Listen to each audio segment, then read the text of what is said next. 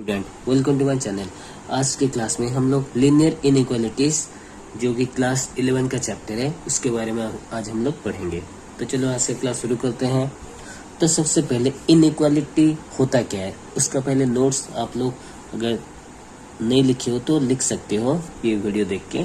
तो सबसे पहले देखो इनइक्वालिटी का मतलब क्या होता है। मैं यहाँ पे कुछ नोट्स बनाया हूँ।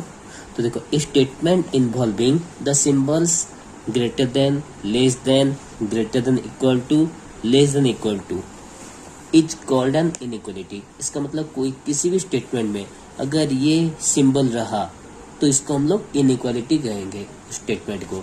जैसे कि फॉर एन एग्जाम्पल देखो, x less than equal to 2 या x plus Y greater than equal to 11, ये सब हम लोग का इनइक्वालिटीज होता है। क्लियर? इनइक्वालिटीज और इनइक्वेशन। अब देखो टाइप्स, इनइक्वालिटी कितना टाइप का होता है। सबसे पहले न्यूमेरिकल इनइक्वालिटी। न्यूमेरिकल इनइक्वालिटी क्या है तो देखो, which does not involve any variable is called a numerical inequality। Numerical मतलब यहाँ पे बस नंबर रहेगा। जैसे कि यहाँ पे 4 ग्रेटर देन 2, 8 लेस देन 21। तो इसका मतलब ये हम लोग का न्यूमेरिकल इनइक्वालिटी। यहाँ पे कोई भी वेरिएबल है, एक्स वाई जेड कुछ भी वेरिएबल नहीं है, ये बस नंबर है। इसको हम लोग न्यूमेरिकल इनइक्वालिटी कहते हैं। सेकेंड होता है literal inequality.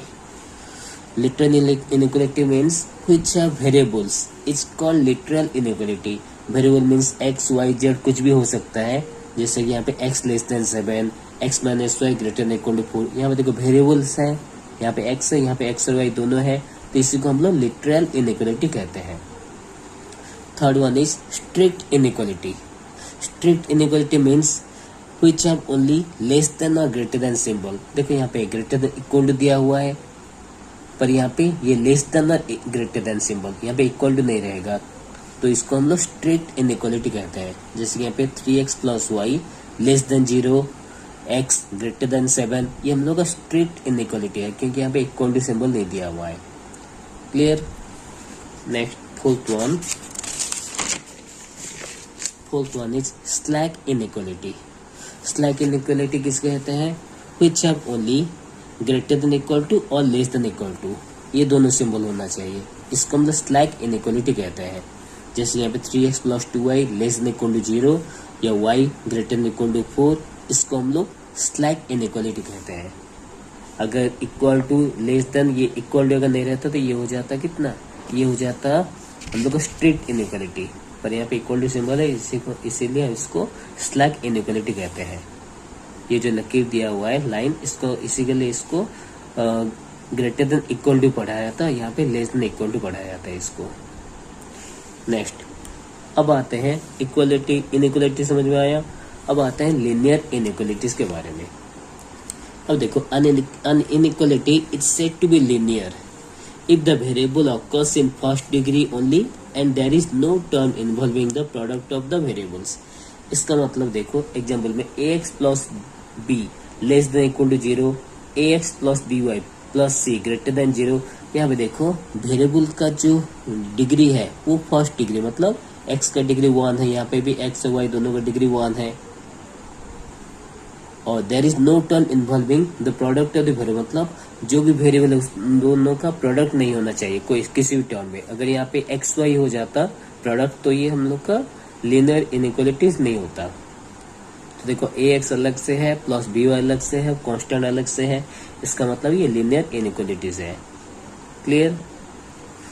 Next, linear inequality in one variable. किसी भी लीनियर इनइक्वालिटीज में अगर एक टू वेरिएबल है, जहाँ पे यहाँ पे देखो ax plus B less than 0, x equal to variable है, यहाँ पे cx plus d greater than 1, x equal to variable है, यहाँ पे 3x square plus 2x plus 1 less than equal to 0, x यहाँ पे इक्वल टू वेरिएबल है, हाँ या नहीं? तो इसको हम लोग linear inequalities in one variable कह सकते हैं। क्लियर?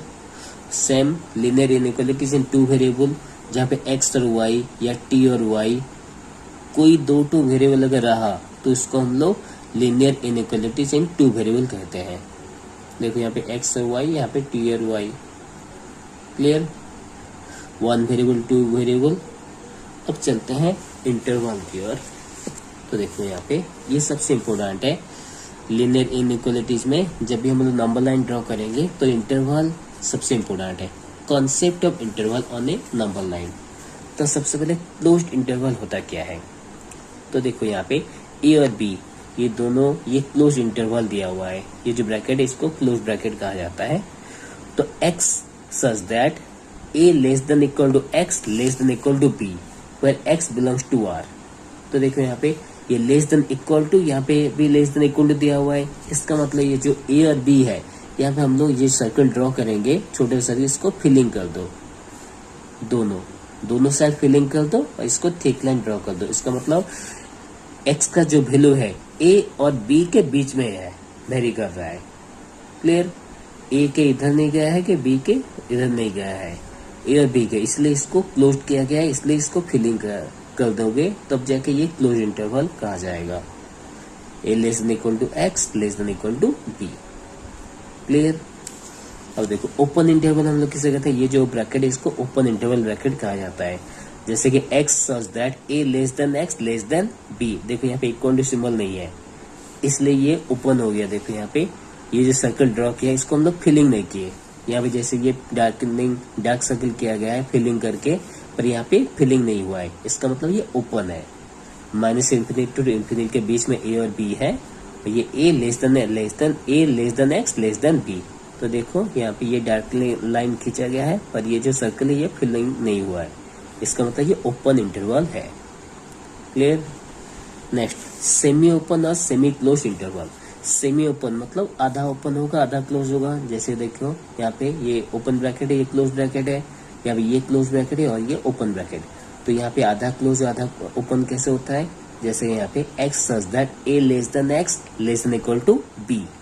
तो इसको ड्रॉ करो, देखो a less than x less than equal to b। देखो less than equal to b यहाँ पे दिया हुआ है तो ये फिलिंग हो गया है, और यहाँ पे a लेस देन x ये फिलिंग नहीं हुआ है, हाँ या नहीं। a less than x less than equal to b, जो यहाँ पे इक्वल टू है यहाँ पे फिलिंग हुआ है, जहाँ पे इक्वल टू सिंबल नहीं है वो फिलिंग नहीं हुआ है। तो ये लेस a की ओर से ये ओपन ब्रैकेट है और b की ओर से ये क्लोज ब्रैकेट है। क्लियर? सेकंड यहाँ पे a और b, a में क्लोज ब्रैकेट है, इसका मतलब a less than equal to x less than b। तो देखो यहाँ पे इक्वल टू मतलब a में ये क्लोज हुआ है फिलिंग कर दिए, और ये फिलिंग नहीं हुआ मतलब ये ओपन है। क्लियर? तो ये तीन टाइप का ब्रैकेट हम लोग को यूज करना पड़ता है नंबर लाइन में। तो आज के लिए बस इतना ही। नेक्स्ट क्लास में हम लोग सॉल्यूशन कैसे करते हैं लीनियर इनइक्वालिटीज में, उसके बारे में पढ़ेंगे। तो उम्मीद करता हूँ आज का क्लास आप लोग को पसंद आएगा। पसंद आए तो लाइक शेयर एंड सब्सक्राइब जरूर कीजिए ताकि मेरी हर एक वीडियो की अपडेट आपको मिलती रहे। मिलते हैं नेक्स्ट क्लास में। Thank you.